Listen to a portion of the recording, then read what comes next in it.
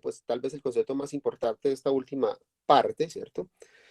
Nosotros vamos a reemplazar lo que nosotros veníamos llamando funciones, que eran como como los objetos matemáticos que manipulábamos para hacer cálculo, y los vamos a reemplazar por este nuevo concepto, que es el concepto de campo vectorial.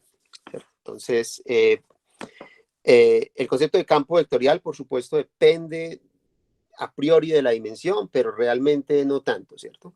Voy a dar la definición desglosada.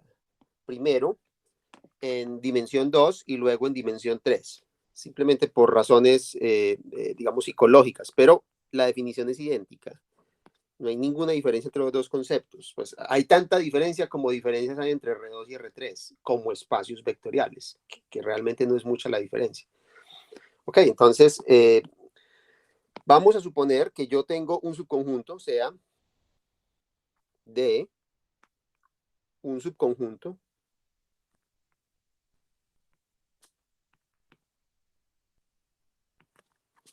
de el plano R2.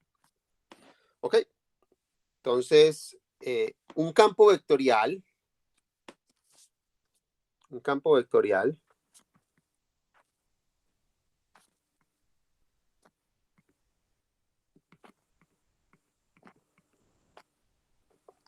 en este espacio R2,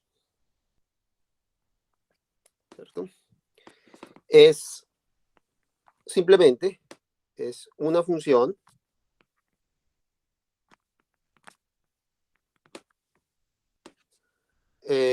la voy a denotar, esta va a ser mi notación, ¿cierto?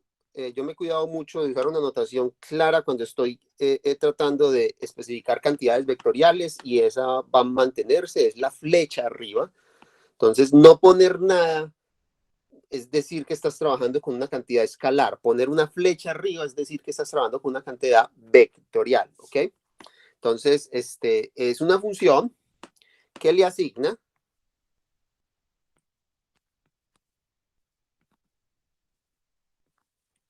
a cada punto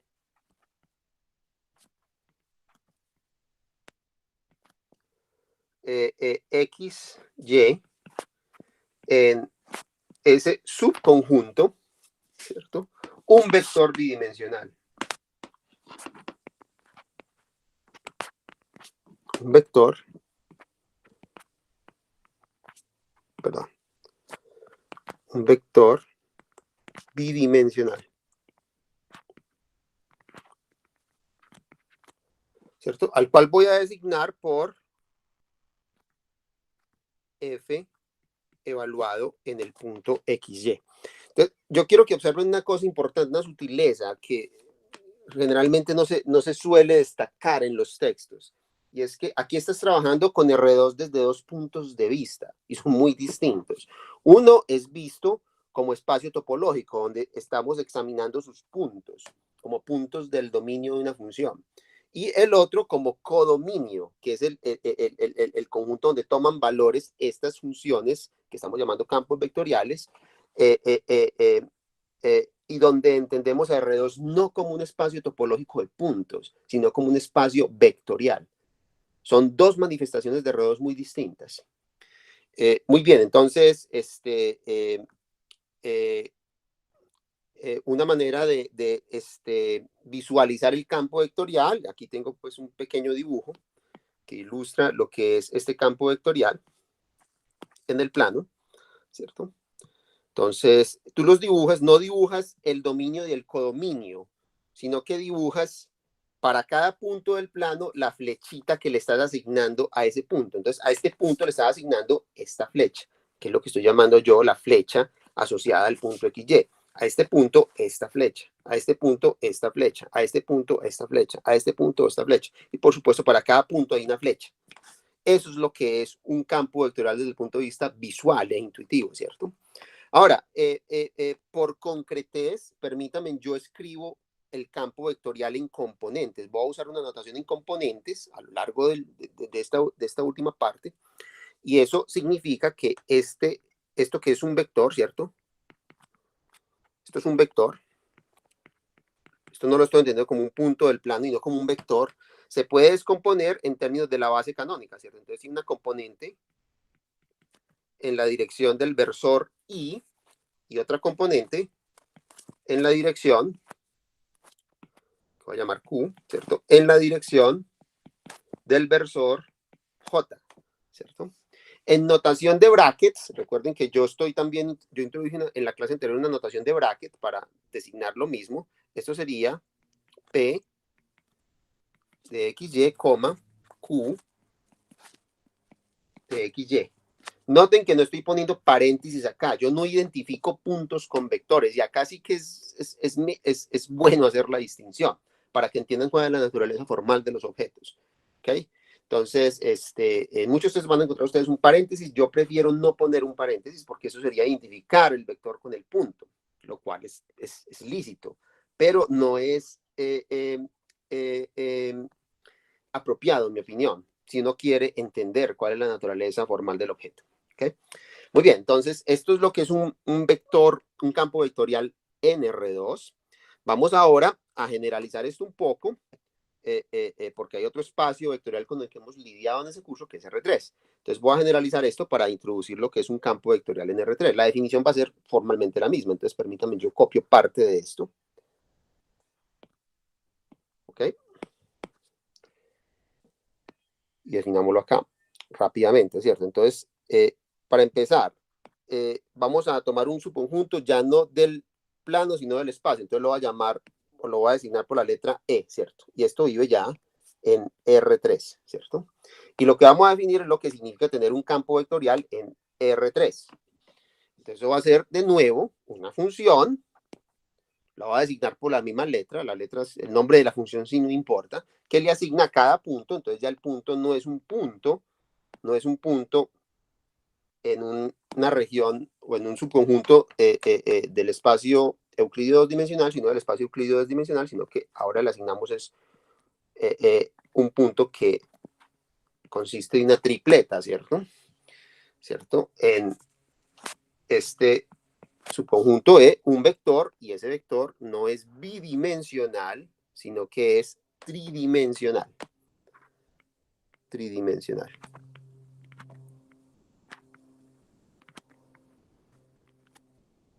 ¿Ok? Y se denota simplemente calcando la notación anterior. Sería F evaluada en el punto, en la tripleta X, Y, Z. Una vez más, la manera como uno visualiza este objeto, este campo vectorial en R3, es simplemente no dibujando el dominio del codominio de la función, sino dibujándolo todo en un solo gráfico. ¿Ok?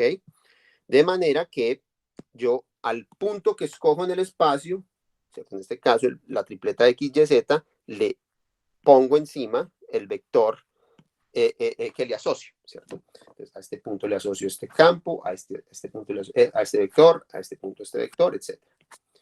¿Cierto? Este concepto, a propósito, fue introducido de manera muy, digamos, heurística y muy poco precisa por Faraday. Faraday fue el primero que se imaginó estos campos vectoriales, no lo llamaba campos vectoriales, lo llamaba líneas de fuerza, cuando estaba tratando de entender la conexión que existía entre magnetismo y electricidad, ¿cierto? Es decir, tratando de entender el inverso del experimento de Ørsted. ¿Okay?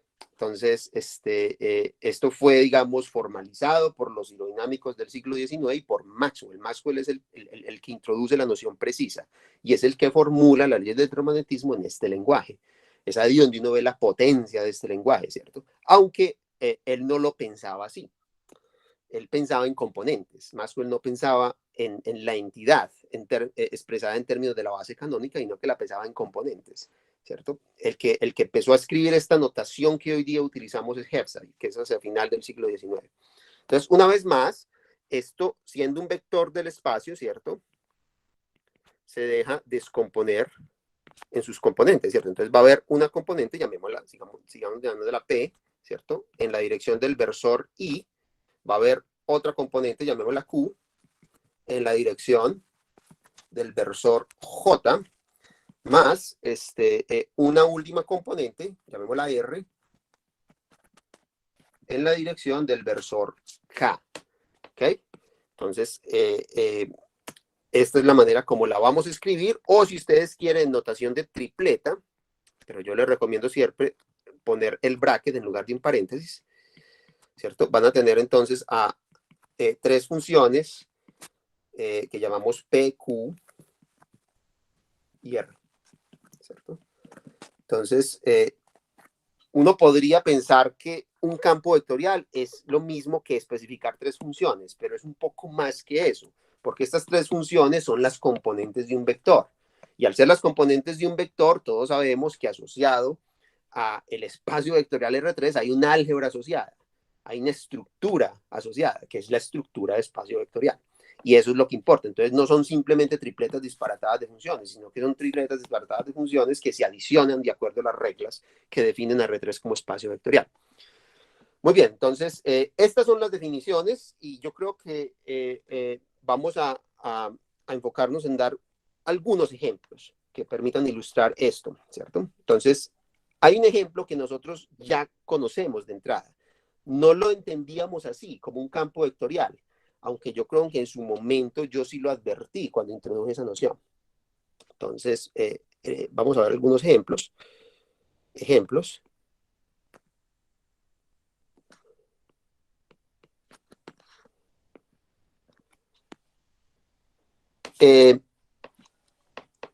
El primer ejemplo, uno de los ejemplos primordiales, es el campo gradiente.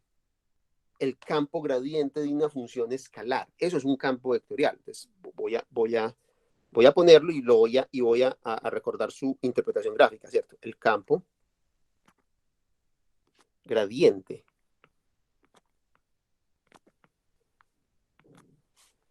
que designamos por nabla de f de x, y, z, donde esto era una función escalar y que era un campo vectorial que tenía lo siguiente, ¿cierto? Yo lo escribo acá. Este campo tenía como componentes, era un campo vectorial, puede ser en el plano o en el espacio, lo voy a dejar en el espacio, ¿cierto? Teníamos a la derivada parcial con respecto a x como subcomponente en la dirección del versor y, teníamos a la derivada parcial con respecto a y como subcomponente en la dirección del versor j y teníamos a la derivada parcial con respecto a z en la dirección del versor k. ¿Ok? Muy bien, entonces este es el campo vectorial gradiente y yo quiero que ustedes me recuerden qué significaba esto geométricamente. Si f es una función dada, ¿cómo interpreto yo geométricamente el gradiente asociado a esa función dada? ¿Alguien recuerda eso? Eso es parte del material del primer parcial. Ese es el vector normal, ¿no? Pues a una Exactamente. superficie. Muy bien. ¿El vector normal a quién? A la superficie en un punto. ¿Pero a cuál superficie? Mm, Pues mira, tiene que depender de f, ¿cierto? Porque sí, este es el gradiente de f. Entonces, f tiene que jugar un papel. Entonces, ¿cuál superficie?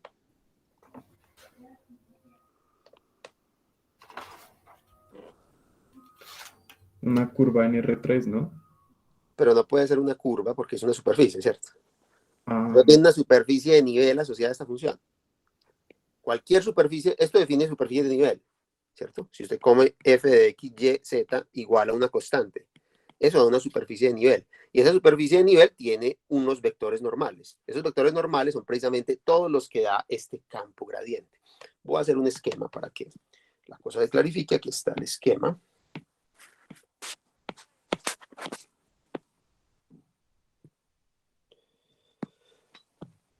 Aquí tienen ustedes la función, la superficie de nivel, donde es cualquier constante, puede ser cero, o puede ser cualquier cosa, ¿cierto? Y el campo vectorial gradiente es un campo que siempre tiene vectorcitos apuntando en dirección normal a esa superficie. ¿Sí se dan cuenta? Ese es el campo vectorial gradiente. ¿Okay? Era un campo vectorial que ya conocíamos, pero no lo estábamos manipulando como tal. Ahora vamos a aprender a manipularlo como tal, como se debe manipular. ¿Ok? Porque ya vamos a desarrollar el vocabulario del lenguaje para hacerlo, ¿cierto? Vamos a utilizar otro campo, otro ejemplo, ¿cierto? Esto va a ser un campo vectorial en el plano y espero que les suene o les resulte familiar. Es el campo radial.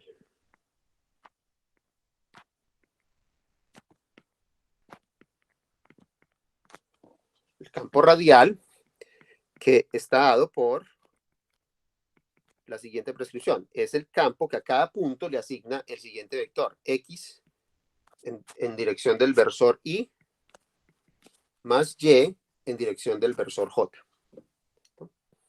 Si ustedes intentan graficar qué es lo que está haciendo esto, voy a hacer el dibujo y les voy explicando cómo es que se grafica esto. Les va a dar este campo vectorial que estoy dibujando yo acá. Y veamos por qué, ¿cierto? Por ejemplo, vamos a suponer que esto es el punto 1, 0, ¿cierto?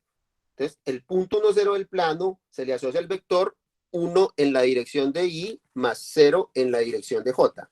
Ese vector es simplemente este vectorcito unitario que vale i, ¿cierto? Vamos a hacer otro. Jugamos, por ejemplo, este punto. Supongamos que este punto es el punto 1, 1. En este punto 1, 1, yo le asigno entonces el campo vectorial 1 en la dirección de i más 1 en la dirección de j. Eso es este vector, que es el resultado de sumar i más j, ¿cierto? Y así sucesivamente. Este punto es el punto 0, 1, le asigno el vector j. A este punto, que es el punto menos 1, 1, le asigno el vector menos 1 en dirección i y en dirección j. Y así sucesivamente. Este digamos que es 2, 0. Entonces, ¿qué le asociaría yo a ese? Le asociaría 2 en la dirección del versor i y 0 en la dirección del versor j. Eso significaría que este vector que le asocio a este punto es el mismo, pero reescalado al doble. O sea, este vectorcito debe ser el doble de este vectorcito. Y así sucesivamente. Si yo me paro en un punto, digamos por acá, que es, digamos, 0A, ¿cierto? Perdón, A0, A0, entonces yo le asociaría el vector que tiene magnitud A y apuntando en la dirección de I. ¿Okay? Si se van dando cuenta, entonces uno va haciendo para cada punto el campo vectorial resultante y te estás dando cuenta de que lo que está obteniendo es un campo vectorial que irradia a partir de este punto. Es un campo vectorial que tiene una fuente. ¿A alguien le recuerda esto? ¿Esto le recuerda algo? ¿Mm? ¿Se les parece esto a algo? ¿Una circunferencia? Pero no, pues sí, o sea, va a tener curvas de nivel que son, o sea, sí va a haber unas curvas de nivel que llaman potenciales. ¿Cómo? La temperatura puede ser. No exactamente, no exactamente la temperatura. Porque mira que la intensidad del campo está aumentando a medida que me voy alejando. O sea, entre más lejos esté, más siento la flecha, más... A usted, se les debe parecer a algo, algún fenómeno que ustedes hayan estudiado en los cursos de física. Como lo de atracción, ¿no? De las Bueno, cargas. es atracción y repulsión de carga. Muy bien. Entonces, esto se parece a un campo eléctrico repulsivo generado por una carga puntual. Sí, excepto que el campo eléctrico uno lo divide por la norma. Si ustedes recuerdan. Porque es una ley inverso al cuadrado. ¿Cierto? Por la norma. Entonces, al hacer eso, estas flechas no van aumentando en magnitud, sino que van siendo cada vez más pequeñitas. Es muy grande aquí la intensidad del campo cerca de la fuente, pero es muy pequeña lejos de la fuente. Y si el campo tuviera dirección contraria, ¿cierto? Si yo lo hago con dirección contraria, le pongo un menos, entonces sería un campo atractivo. Y esto no sería una fuente, sino un sumidero, ¿cierto? Esos campos atractivos son los que corresponden a campos gravitacionales o el campo que genera una carga que atrae a las demás, ¿cierto? Lo que pasa es que por defecto el campo eléctrico se mide con respecto a una carga de prueba que es positiva, entonces a una carga anclada que es positiva y la carga de prueba es positiva y por lo tanto siempre uno dibuja campos repulsivos, ¿okay? Pero por supuesto si la carga acá es negativa y yo pongo una carga de prueba positiva, entonces lo que va a generar es atracción. ¿Ok? Muy bien, entonces este es el campo radial. ¿Ok? Luego vamos a identificar estos campos. Va a haber un operador diferencial que nos va a permitir a nosotros identificar el hecho de que esto tiene un sumidero. Ese operador se va a llamar la divergencia. De hecho, esa va a ser la definición que vamos a dar de divergencia, como aquel operador diferencial que me permite identificar cuando un campo vectorial tiene fuentes o sumideros. ¿Ok? Veamos ahora un tercer ejemplo. que es como, en cierta forma, el ejemplo complementario a este, complementario en un sentido incluso matemático, ¿cierto? Este es el campo circular, ¿cierto? El campo circular.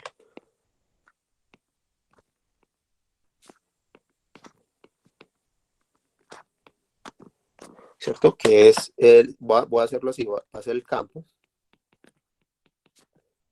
al cual yo le asigno menos y en la dirección del versor y más x en la dirección del versor j, ¿cierto? Y voy a dividir por su norma. Por la norma, pues, por la distancia del punto al origen, ¿cierto? Simplemente para que las flechas me quepan, porque no dibujo por la norma, eso empieza, no me cabe el dibujo, ¿ok? Entonces, si ustedes hacen este dibujo, les va a dar algo así.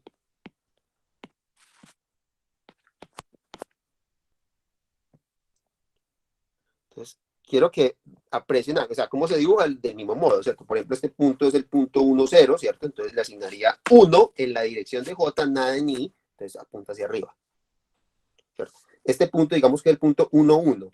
Entonces le daría 1 en la dirección de J menos 1 en la dirección de I. Entonces sería 1 en J menos 1 en I, da esta flecha. Y así sucesivamente. Ustedes van dibujando cada una de estas flechas con la asignación. Y lo que ustedes deben apreciar en este dibujo es que este campo vectorial es muy distinto a este. Pero muy distinto. Este tenía una fuente o un sumidero, si estamos hablando de un campo atractivo, ¿cierto? Mientras que este no tiene ninguna fuente o ningún sumidero. En su lugar, ¿qué tiene este campo vectorial? ¿Qué aprecian ustedes? ¿Qué logran apreciar?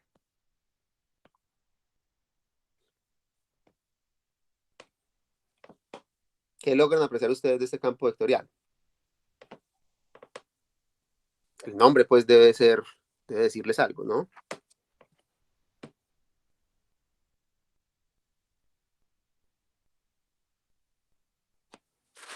¿Mm? Este campo no tiene ni fuentes ni sumideros, pero sí parece tener remolinos.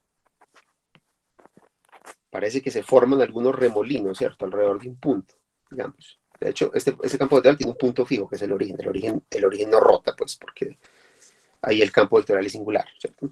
Entonces, tiende a formar remolinos, ¿cierto? Nosotros vamos a definir un operador diferencial que nos va a permitir a nosotros detectar cuando un campo vectorial tiene esta tendencia a formar remolinos. Ese operador diferencial va a ser el rotacional. También corresponde a un campo físico. ¿Alguien recuerda a qué campo físico corresponde? ¿Esto a qué corresponde, físicamente hablando? Bueno, corresponde a varios campos físicos, pero dígame uno.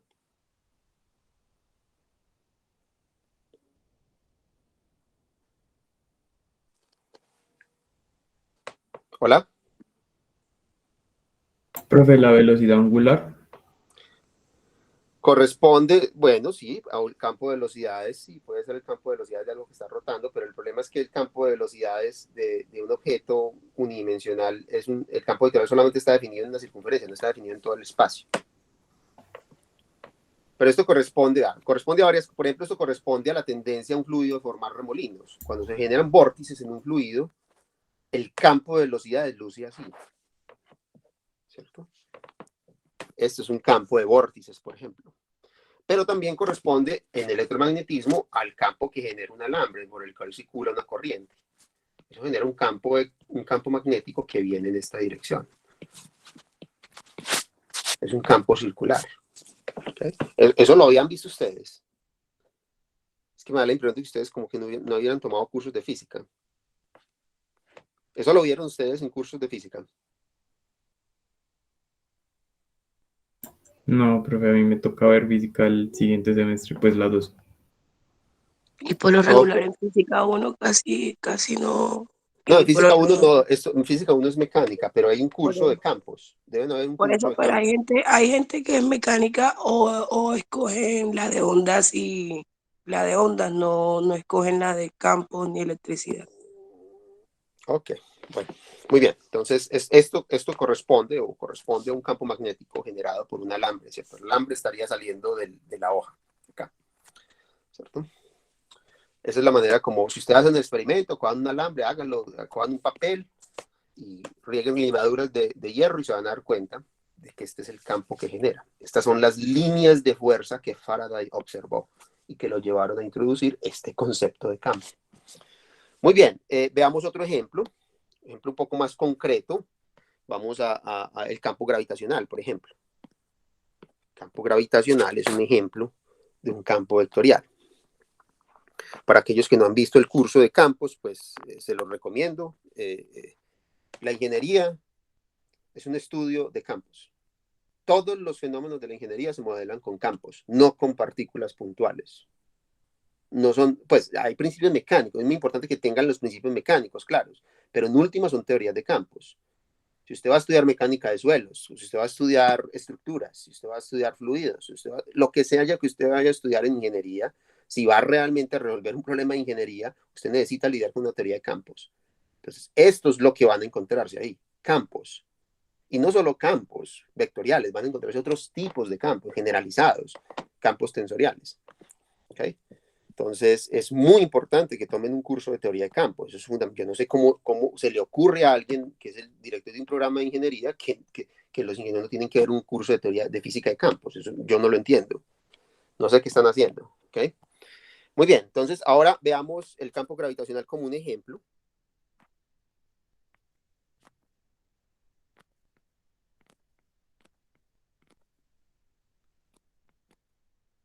Entonces, el campo gravitacional es un campo, bueno, les voy a dar la ley, es un campo vectorial que a cada punto muchas veces voy a usar esta notación para referirme al punto mismo. Esta notación es un poquito abusiva, pero es una notación muy usual en ingeniería y en física.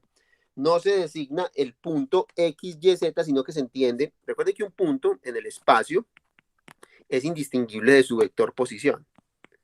Que es el vector que yo genero mirando el vector que genera con el origen, ¿cierto? Este sería el vector X con flecha, ¿ok? Entonces, muchas veces voy a escribir eso porque es más simple, ¿cierto? De hecho, en los talleres van a encontrar esta notación, ¿cierto?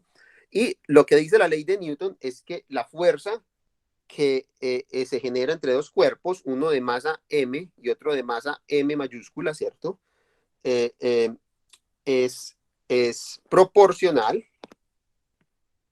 al inverso del cuadrado de la distancia, ¿cierto? Entonces, eso daría algo así.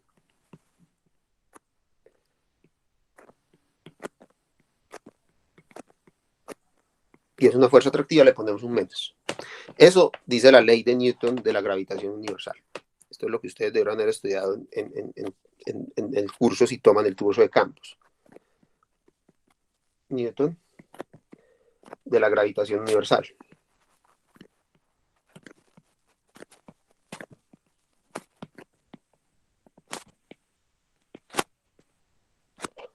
¿Ok? Entonces, esto es una receta explícita que te dice cuál es la flecha que estás generando dado la flecha de la posición.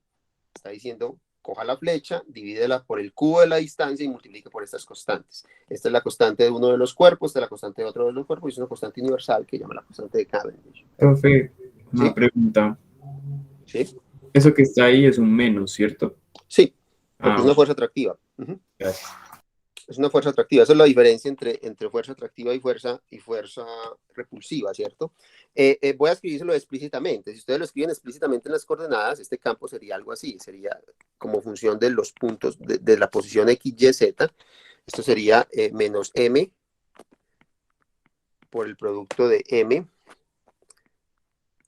y M mayúscula por G por X, todo dividido por X a la 2 más Y a la 2 más Z a la 2 a la 3 medios, ¿cierto? En la dirección del versor Y, ¿cierto? Y este patrón se repite para todas. Entonces seguiría más lo mismo, pero con Y acá. Con Y y con J. Y uno más. Uno más. Aquí sería más. Aquí sería Z. Y aquí sería la dirección del versor K. Eso simplemente se obtiene al descomponer esto, pues al escribir esto, este vector, y x es simplemente x en la dirección de y, más y en la dirección de j, más z en la dirección de k. ¿Okay? Es lo que llaman el vector posición. Muy bien, también hay otro ejemplo muy similar a este, es el campo eléctrico, que mencioné brevemente en lo anterior, ¿cierto? Cuando Coulomb trató de encontrar una ley, cómo se comportaba la atracción y la repulsión eléctrica, se dio cuenta que el mismo modelo de Newton funcionaba, que era una ley también del inverso cuadrado, ¿cierto?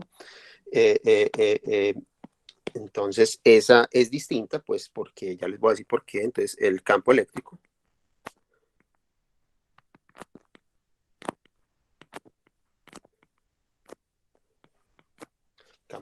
entonces la fórmula es la misma, ¿cierto? Es formalmente la misma, pero la diferencia es que no está este signo menos, ¿cierto? Y aparece otra constante, ¿cierto? Aparecen otras constantes, una constante acá, K, y el producto de las cargas, ¿cierto? Entonces, la diferencia básica es que las masas son cantidades positivas siempre, mientras que la carga eléctrica tiene un signo, ¿cierto? Entonces, esta fuerza puede ser algunas veces repulsiva o atractiva, dependiendo de los signos de las cargas, ¿cierto? Esta ley encierra, de hecho, esa frase que ustedes seguramente han escuchado decir, que afirma que cargas del mismo signo se repelen y cargas de signo opuesto se atraen. Ese fue el modelo primigenio que se formuló de electricidad, ¿cierto? Que se debe a Benjamin Franklin. Esta es una manifestación matemática de ese modelo. Eso captura esa observación básica que uno hacía con bolitas de corcho, ¿cierto? Se llama la ley de Coulomb.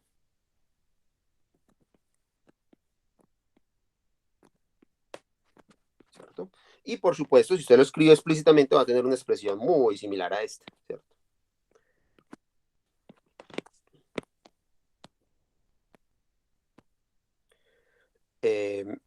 Entonces, ¿qué cambia? Cambia que acá solamente aparece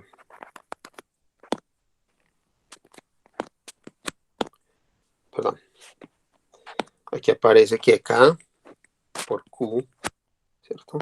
Aquí aparece K por el producto de las cargas y aquí aparece también K por el producto de las cargas.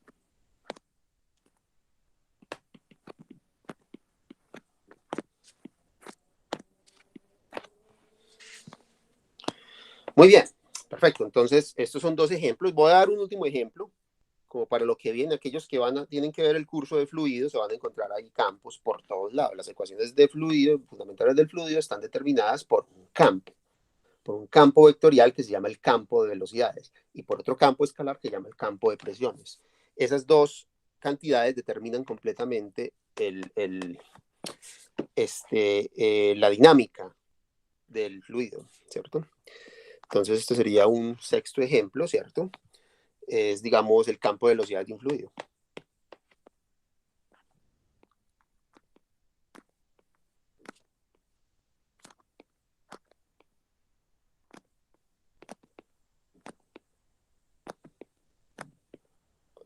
De un fluido. ¿Cierto? Aquí yo no les puedo decir pues exactamente lo que es esto, porque no existe una fórmula cerrada, excepto escribir la ecuación diferencial parcial que obedece ese campo de velocidades, y eso no lo voy a hacer. Pero uno lo puede visualizar, ¿cierto? Aquí tengo un flujo laminar con un obstáculo esférico. Ustedes se pueden imaginar cuáles serían las líneas de corriente que se generan alrededor de ese obstáculo. Pueden hacer el experimento si quieren. Y estas líneas de corriente tienen unas flechitas, ¿cierto? Esas flechitas son el campo de velocidades del fluido. ¿Okay? En otras palabras, las líneas que usted ve en el fluido, las que se dibujan en un fluido, son las curvas integrales de un campo vectorial que se llama el campo de velocidades del fluido. Muy bien, perfecto. Entonces, esto termina con los ejemplos que ilustran bien de lo que estamos hablando. Es un concepto realmente importante, tal vez el más importante del curso. lo que se viene ahora es tratar de definir una noción de integración de este objeto. Yo a ustedes en la clase anterior les introduje lo que eran las funciones vectoriales y establecí una correspondencia entre esas funciones vectoriales y el concepto de curva espacial, ¿cierto? Y les dije a ustedes que ese concepto de curva espacial iba a jugar las veces del intervalo AB en cálculo integral. Iba a ser como el tipo de objeto sobre el cual íbamos a integrar. ¿Íbamos a integrar qué? Las cantidades que no importa, que son los campos vectoriales. Entonces vamos a definir hoy el primer tipo de integración que un campo vectorial admite, que es la integral de línea, ¿cierto? Entonces eso va a ser una definición, ya tenemos el concepto de integral de línea, entonces no va a ser muy difícil definirlo, ¿cierto? La definición va más o menos como sigue.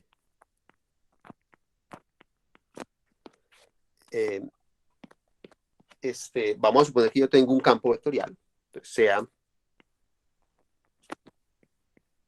F, un campo vectorial,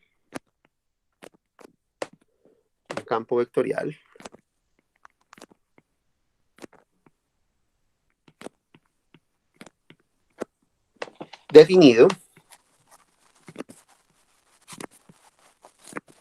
a lo largo de una curva, voy a llamarla C mayúscula, parametrizada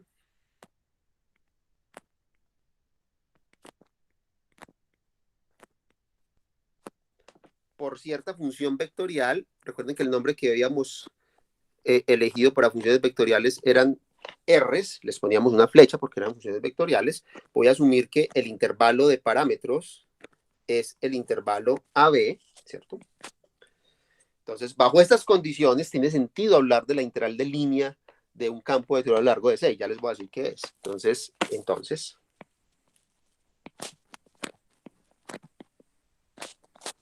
la integral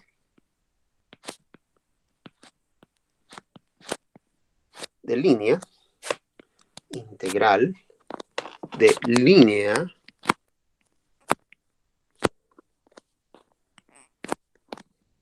de dicho campo vectorial F a lo largo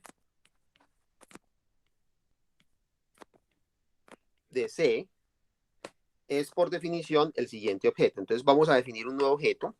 Ese nuevo objeto es simplemente la integral de línea, pero se van a dar cuenta que yo no tengo que definirlo. ¿Por qué? Porque lo único que tengo que hacer es calcular, ya les voy a decir lo que esto significa. Pues vamos a ver un ejemplo de lo que esto significa. Lo siguiente, ¿cierto? Es calcular la integral entre A y B del campo vectorial, y al campo vectorial lo evalúo a lo largo de los puntos que parametrizan a la curva. Eso me da un vector. Por otro lado, yo tengo otro vector, que es el vector velocidad, ¿cierto? Y calculo el producto escalar de estas dos cosas. Esta era la notación que había empleado yo, creo. Esto me da entonces una función escalar que depende única y exclusivamente del parámetro t, y por lo tanto tiene sentido integrarla sobre t, ¿cierto? Entonces miren que estoy definiendo un nuevo símbolo y aquí estoy dando el significado de ese símbolo. Le estoy dando la receta para calcular ese símbolo. Hay otras notaciones que se suelen usar para esta integral de línea y quiero destacarlas, ¿cierto? Hay una notación en términos de formas diferenciales, una noción muy importante, y ojalá ustedes pudieran formular todos sus cursos en el lenguaje de formas diferenciales. Sería genial porque eso simplifica enormemente las ecuaciones y simplifica enormemente los conceptos, pero no hay tiempo para introducir cálculo exterior en este curso, así que voy a introducir la notación tentativa, ¿cierto? Entonces voy a introducir una notación alternativa para esto. Notación. Antes de pasar a ejemplos, quiero hacer esa nota con respecto a la notación. Perdón. Notación.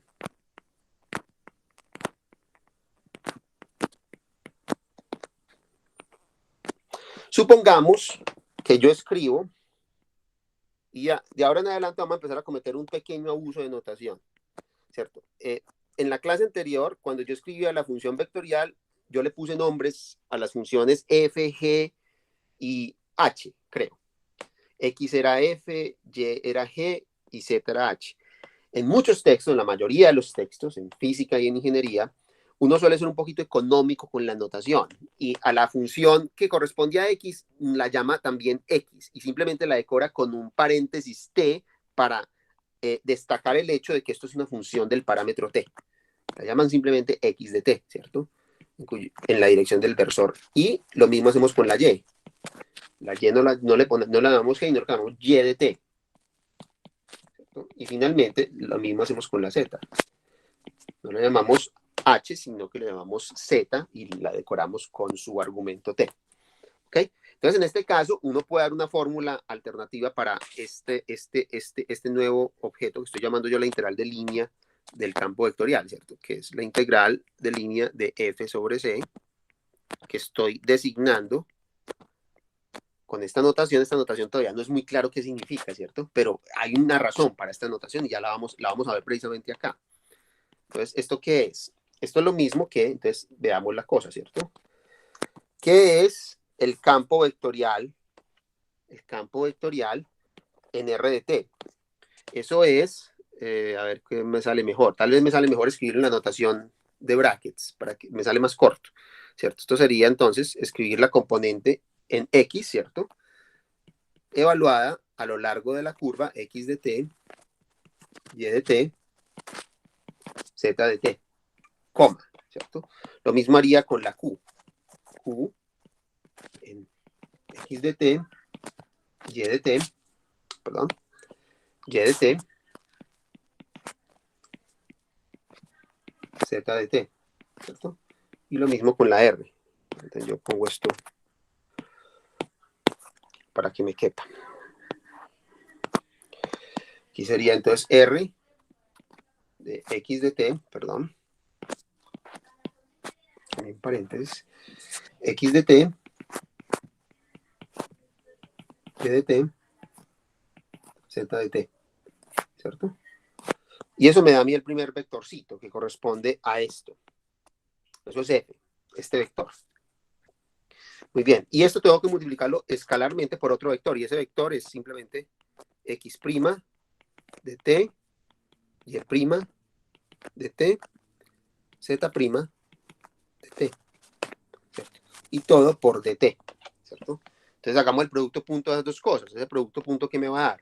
Me va a dar lo siguiente, me va a dar la integral entre a y b de, entonces me queda primero que todo p en x de t,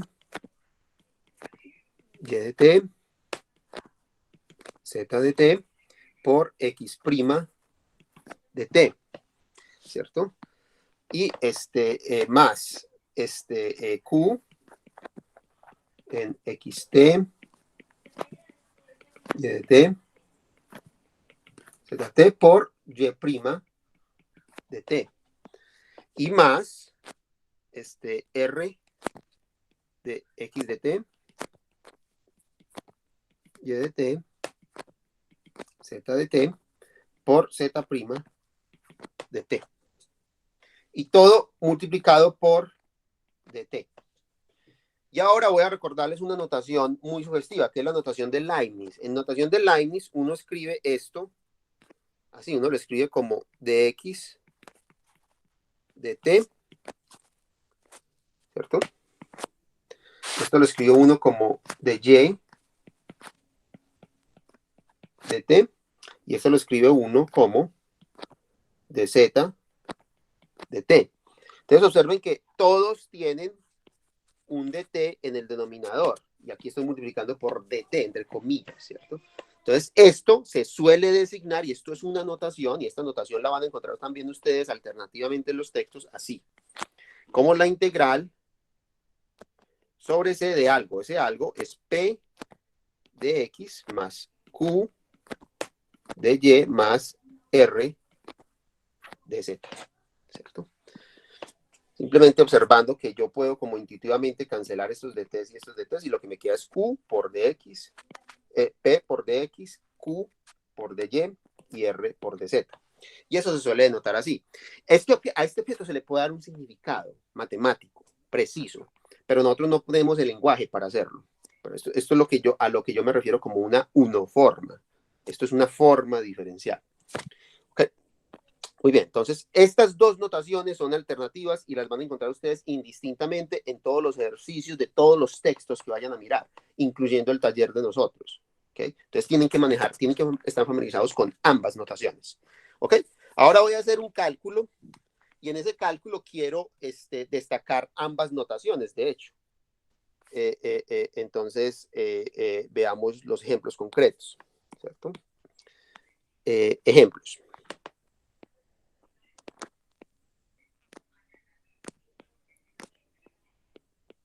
¿Ok? Esos ejemplos van a ser entonces los siguientes. Supongamos primero que a mí me dan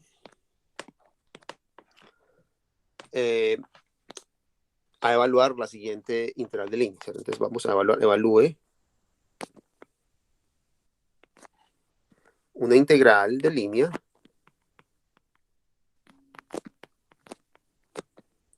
¿dónde le voy a dar ambos? Donde le voy a dar el campo vectorial, ¿dónde? El campo vectorial va a ser z en la dirección del versor y más x en la dirección del versor j menos y a la 2 en la dirección del versor k a lo largo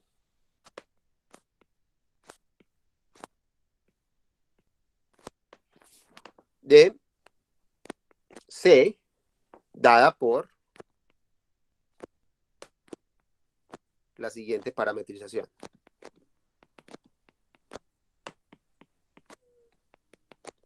Entonces la parametrización es que en la dirección del versor I tengo a T2, en la dirección del versor J tengo a T, y en la dirección del versor K tengo a la raíz de T, ¿cierto? Y el intervalo de parámetros es el intervalo entre 0 y 1. ¿Ok? Muy bien, entonces, ¿cómo se hace esto? Entonces, uno simplemente sigue la receta. Entonces, voy a hacerlo utilizando esta prescripción. Y el siguiente ejemplo lo hago utilizando esta prescripción para que vean cuál de las dos les parece mejor. Ambas son equivalentes, dan la misma respuesta, pero quiero que se familiaricen con ambas, ¿cierto? Entonces, lo primero que hay que calcular es qué vale el campo, cuánto vale el campo si yo lo evalúo a lo largo de esta parametrización.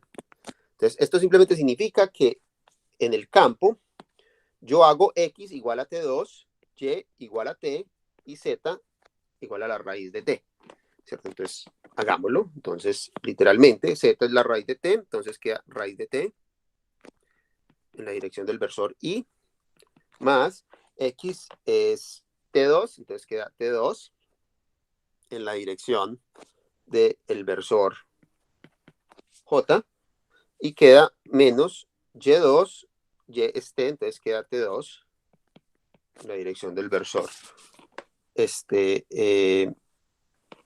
del versor K. ¿Ok?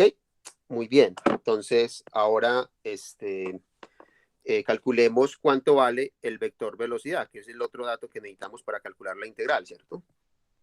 Tengo que calcular este vector velocidad. Eso es fácil de calcular. Simplemente derivar. Entonces, la primera es 2t. Estas funciones son fáciles de derivar. Recuerden que se derivan componente a componente. 2t en la dirección del versor i, más 1 en la dirección de j, más la raíz de, esto es 1 sobre la raíz de, sobre 2 raíz de t en la dirección de k. ¿De acuerdo? Muy bien, entonces ya tenemos todo, ya podemos calcular. Esto es la integral de línea de este campo vectorial a lo largo de esa curva. Es simplemente igual a la integral entre 0 y 1 de f de r de t punto el vector velocidad de t, y esto es igual, entonces, a la integral entre 0 y 1, ya tenemos todos los vectores, ¿cierto? Entonces nos va a dar simplemente, ¿qué? Nos da este por este, eso da 2 a la 3 medios, ¿no? Por t a la 3 medios más, sigue este por este. Eso da t a la 2, ¿cierto?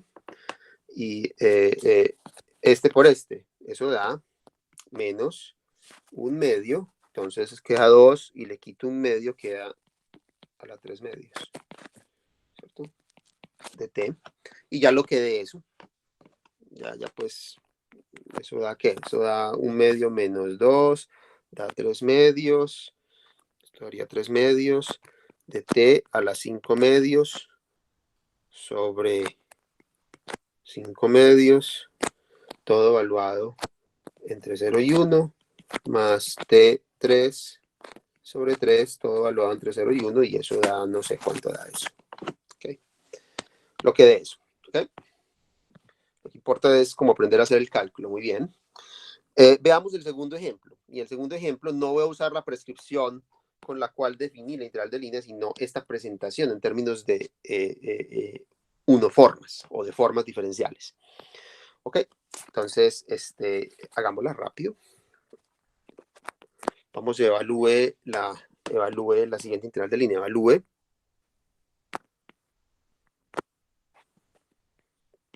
la integral de línea. Entonces, miren cómo se las voy a dar. Se las voy a dar en notación de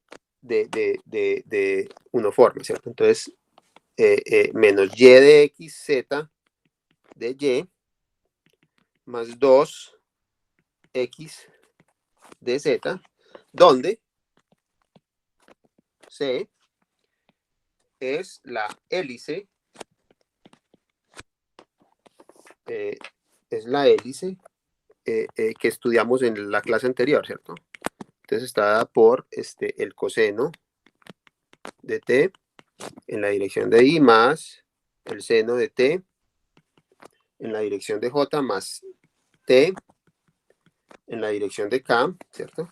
Donde le damos una vuelta entera a la hélice. T está entre 0 y 2pi. ¿Okay? Entonces, observen. Uno puede hacer una cosa, es irse a esta observación, porque a usted le dieron la integral de línea presentada de este modo, y tratar de aplicar el diccionario para inferir quién es f y quién es r. Bueno, r se la di, pero quién es f. ¿Ok? Pero yo no quiero que hagan eso, yo quiero que aprendan a operar con la forma diferencial misma. Y para eso simplemente miremos quién nos está diciendo a nosotros que es x, de acuerdo a la parametrización. La parametrización me está diciendo a mí, yo desgloso la parametrización, me está diciendo que x es el coseno de t. Me está diciendo que y es el seno de t.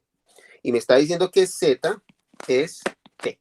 Eso es lo que me está diciendo a mí la parametrización.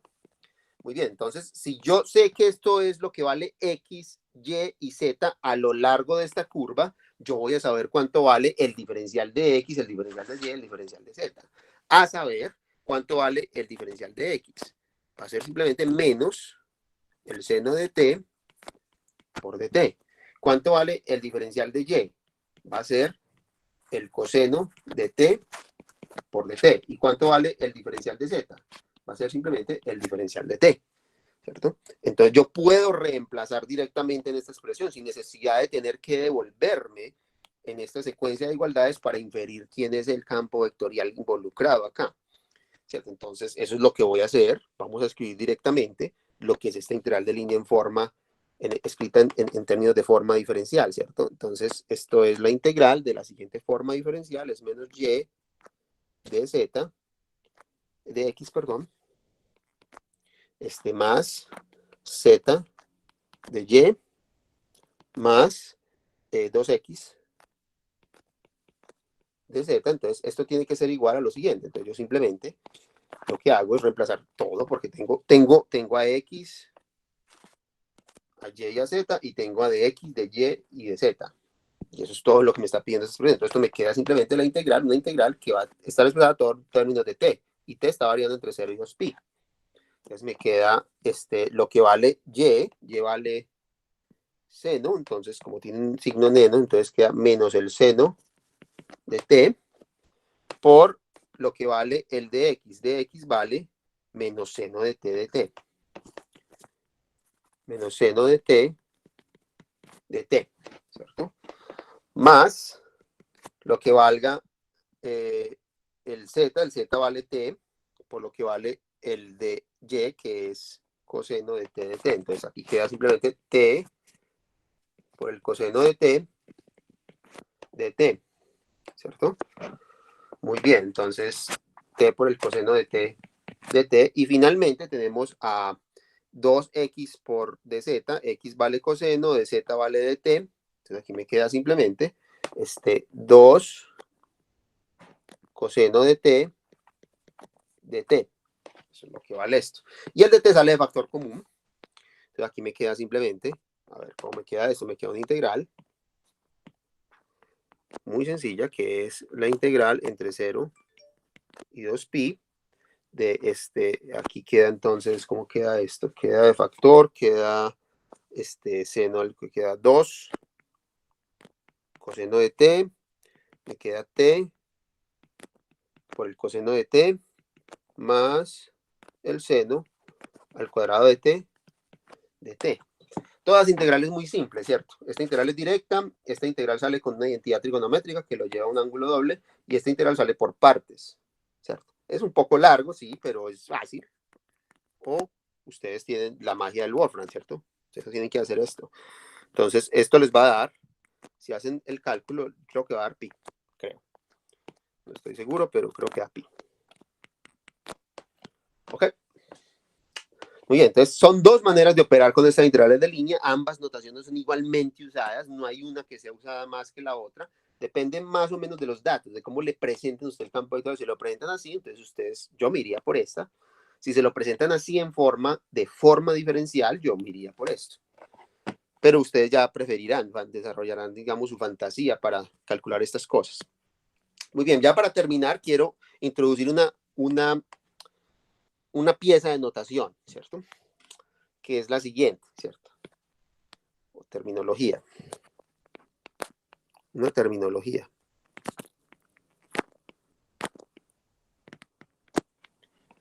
¿Cierto? Que se debe, digamos, pues si así es, todos, ¿cierto? Que todos ven el curso de mecánica. El curso de mecánica sí lo ven todos, ¿o no? Sí, ese ya lo vi. De mecánica sí lo ven todos, listo, muy bien. Sí, Entonces, mecánica. listo. Listo, entonces, primero que todo, voy a decir acá, si C es una curva simple, ya les dibujo, enseguida les hago unos esquemas de qué significa que sea simple. Es más fácil dibujarlo que decirlo, ¿cierto? Y suave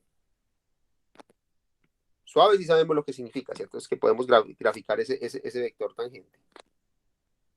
Y ese vector no es cero. Y suave, en el dominio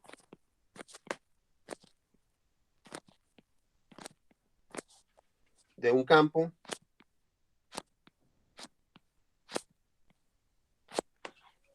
vectorial continuo, ¿cierto? Entonces voy a designar ese campo vectorial. Ya va a empezar a comerme como los argumentos. Ya sabemos que sus funciones que sus componentes son funciones, ¿cierto? De x, y, z. Entonces permítanme, yo no escribo eso explícitamente, sino que ya sabemos que aquí debe haber unas funciones. Entonces, en el espacio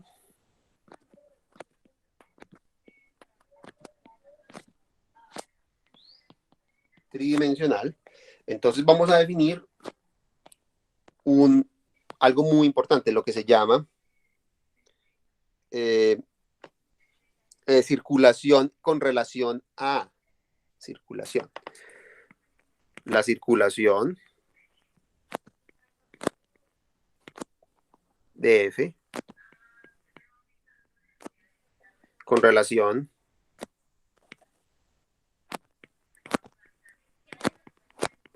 a C se define como la integral de línea del campo vectorial a lo largo de esa esa curva, ¿cierto?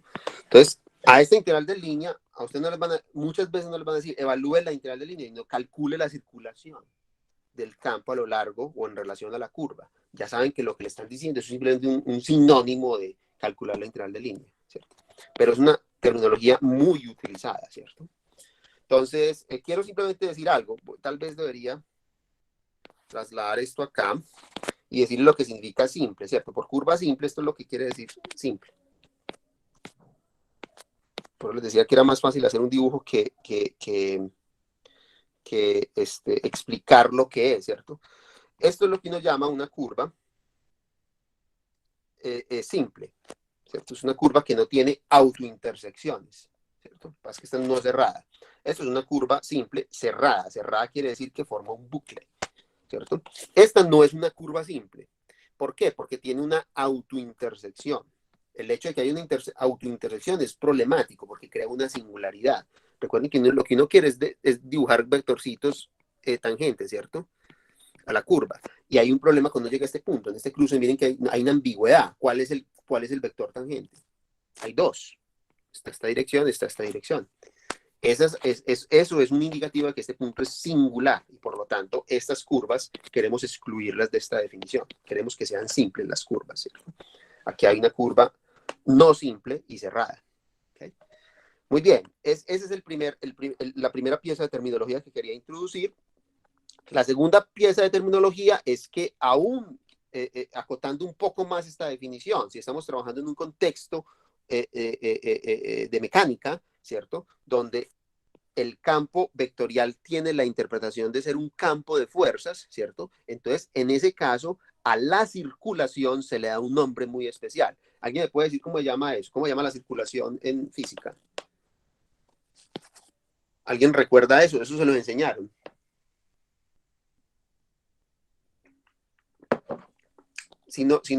Les voy a decir, si esto es una fuerza, este dr es un pequeño incremento de distancia. Eso no es la integral de trabajo. La integral de trabajo no, es el trabajo. No existe tal cosa como la integral de trabajo, sí, existe el trabajo. Esto es el trabajo. Es precisamente el trabajo, ¿cierto? Muy bien, ese es el trabajo. Muy bien. Sí, porque las fuerzas actuando sobre pequeños incrementos de distancia te dan trabajo. Y integrar sobre C significa que yo integro sobre todos los incrementos finitos de la curva. Sumo los pequeños trabajos individuales, ¿cierto? Y eso me da el trabajo total a lo largo de la curva. Entonces, en mecánica, con eso quiero terminar, pues quiero hacer una cosa, si es eso, ¿cierto? Es en mecánica. En mecánica.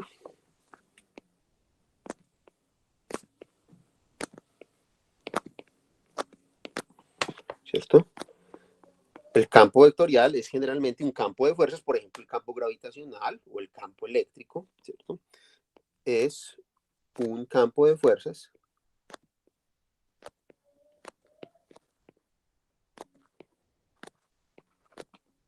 y la circulación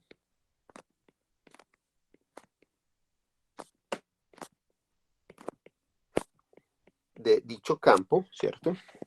Con relación a C,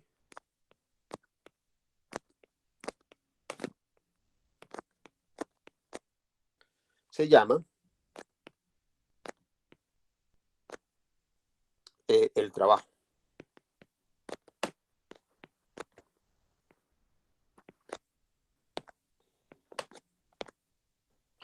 Se suele denotar por la letra W del inglés work, ¿cierto? Entonces, el trabajo es simplemente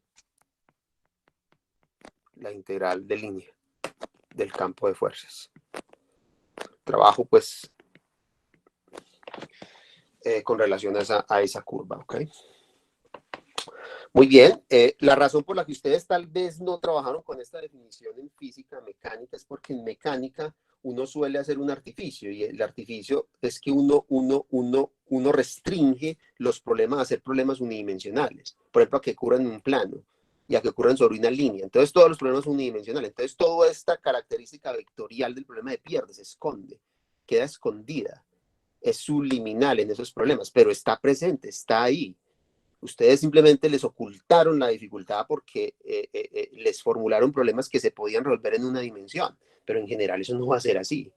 ¿Okay? Ustedes tienen que pensar o aprender a pensar tridimensionalmente, porque los problemas de la ingeniería van a ser problemas tridimensionales, no van a ser problemas de una línea.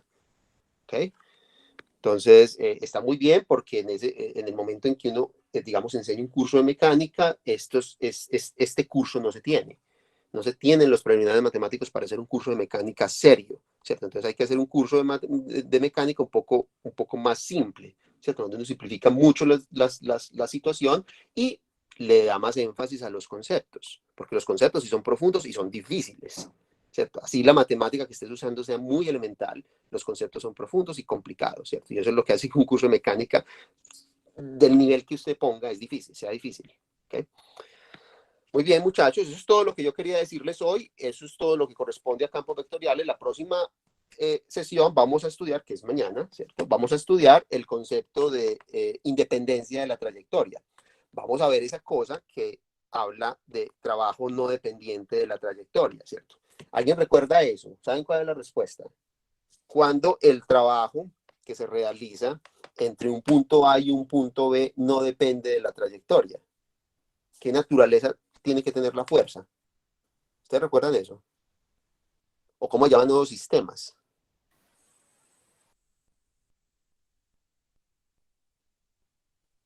No, no recuerdo. No recuerdo. Son Conservativo. los conservativos, exactamente. Entonces vamos a hablar de campos conservativos. Vamos a dar una definición de lo que significa que un campo sea conservativo. ¿Okay? Exactamente. Y vamos a dar una caracterización de ser conservativo en términos de integrales de línea. ¿Okay? Ese va a ser el tema de la próxima sesión, o sea, mañana. ¿Okay? Bueno,